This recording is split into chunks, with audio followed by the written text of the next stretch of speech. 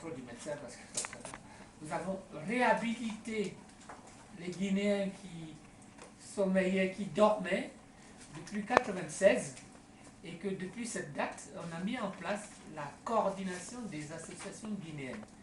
Et issu de cette coordination, il y a aujourd'hui toute une floraison des associations guinéennes.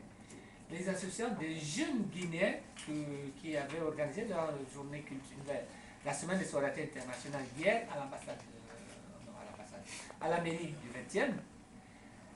Et pourquoi je vous raconte ça, c'est que par rapport toujours à ce qui, dans le cahier des charges de la coopération décentralisée, pour expérimenter la concertation, la coordination et la transparence, ils ont initié les chantiers de solidarité internationale.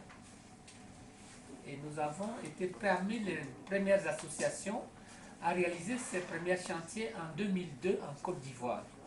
Et aujourd'hui, ce que nous souhaitons, et c'est l'objet de cette concertation, et c'est ce que j'en avais déjà discuté il y a deux ans ou 3 ans avec Ismaël Ba, que ce qui est dit là aujourd'hui, et par rapport à ce que dit Mimi, c'est que nous remettons en chantier les chantiers de solidarité internationale qui va nous permettre d'aménager des espaces de rencontre intergénérationnelle que fait Mimi déjà à Loubé et qu'on a fait et que vous faites à Sénégal. Ça consiste à quoi? Ça consiste à nos enfants qui sont nés ici, qui ont 18 ans, parce qu'il faut être majeur, et que pendant les vacances, au lieu d'organiser les colonies de vacances, on va payer avec la caisse d'allocation familiale, on organise des chantiers là-bas. Ils partent avec des livres dans leur valise, soit avec des panneaux solaires, soit pendant un mois, là-bas, ils sont là-bas pour aménager des espaces, pour faire des chantiers différents. Aujourd'hui, ça permet de sensibiliser et mobiliser les élus locaux en Afrique qui prennent en compte cette réalité-là. Quand ils vont voir qu'on ne leur a même rien demandé, la seule chose qu'on leur a demandé, on leur envoie une invitation, venez assister. Alors ils vont courir parce qu'ils vont se servir de ça. Je sais que ça fait partie des discussions qu'on a eues plusieurs fois. Et alors tu nous diras maintenant quel est ton projet d'avenir qui s'articule autour de cette question de solidarité internationale ici et là-bas, avec une implication dans ton village d'origine. Merci Robert. Je voulais d'abord féliciter nos compatriotes sénégalais qui ont fait ce travail remarquable. Je regrette parce que dans mon parcours ici en France, j'ai travaillé avec Brice Hortefeux à l'époque, où on a mis en place ce qu'on appelle le dispositif co-développement. C'était le ministère de l'Intérieur, du co-développement et de l'international. Ce qui m'intéresse, ce n'est pas l'international ni le co-développement. Mais comme j'étais conseiller technique de Jérôme Perra, qui était secrétaire général à l'UMP, puisque j'étais membre de l'UMP, c'est là où j'ai connu, d'ailleurs, entre autres, notre ami. Et on avait financé à l'époque pas mal de projets en Afrique, au Sénégal, notamment avec Abdoulaye Baldé, qui était au Sénégal. Et je suis très choqué et surpris qu'il n'ait pas pu, parce que je l'ai vu récemment, je suis allé à Tambacounda. Donc on a fait Kolda, on a fait Tambacounda, on a fait quelques régions il y a quelques mois. Donc je suis très choqué par... quand je vois ça, je suis profondément touché, parce que 95 000 euros, c'est pas beaucoup.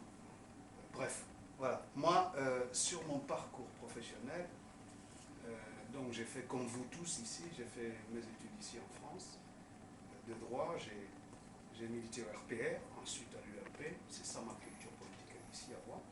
Et puis en 2010, lorsque Nicolas Sarkozy a perdu les élections, j'ai décidé de rentrer chez moi, dans mon pays d'origine. Donc j'ai accompagné le nouveau président, là, Alpha Condé chez nous, lorsqu'il a été élu, et du coup, il a mené ce pays dans l'abîme, c'est-à-dire inciter, si créer la zizanie entre les ethnies. Donc j'ai pris mes distances. Et ce que j'ai fait, c'est de repartir de zéro.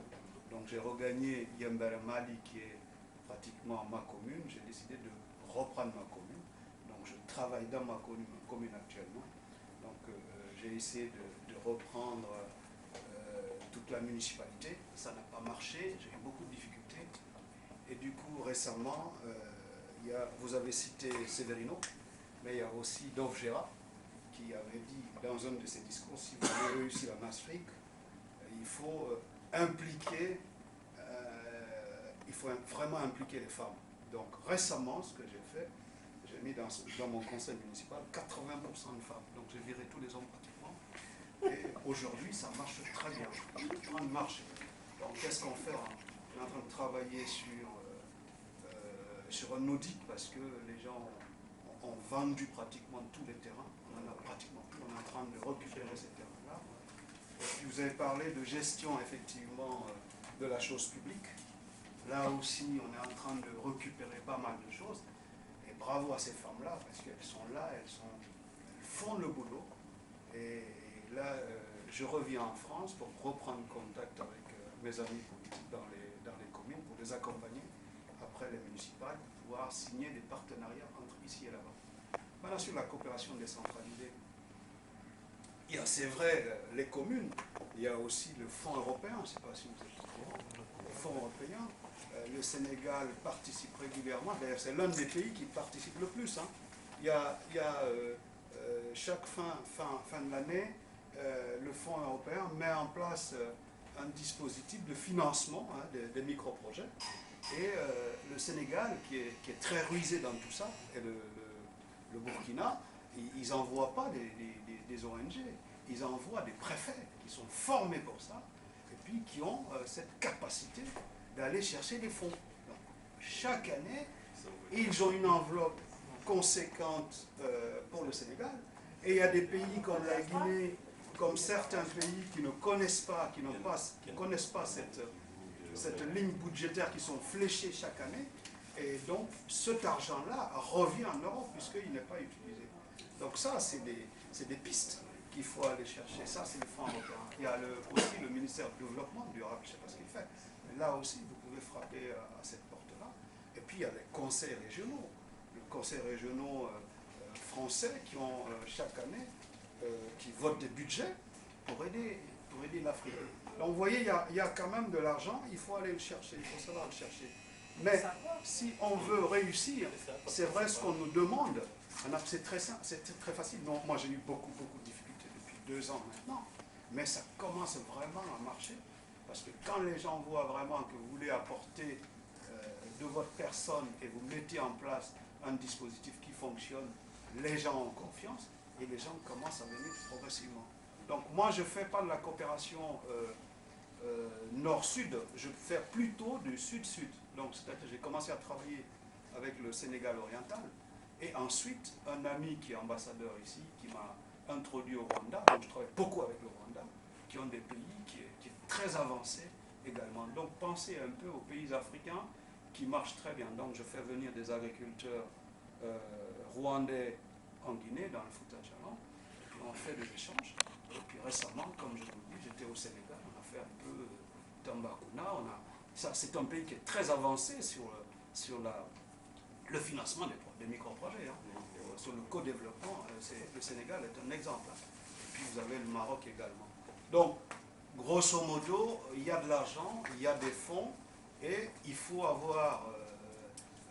savoir quand et comment, où aller chercher l'argent. Enfin, le plus souvent, quand vous rencontrez des coopérants, vous le direz comme moi, ce sont des gens qui travaillent bien, mais la diaspora devait de plus en plus, et moi je l'ai fait très tardivement, et c'est vrai que la diaspora a beaucoup à apporter à nos pays. Je crois que ensuite, sur les projets, je ne vais pas revenir là-dessus, éducation, formation professionnelle, formation des maîtres, agriculture, élevage, ce sont les mêmes sujets. Donc il faut mettre ça en place, c'est long, c'est très bien. Mais moi j'ai une ambition politique, je ne fais pas ça, je vous dis très clairement, je ne fais pas ça pour... je fais ça parce que j'ai une ambition politique en idée, donc je travaille pour faire partie de l'équipe qui va gérer ce pays demain, la Guinée. Voilà. Mon cher ami, Voilà. voilà, très court ce que je voulais.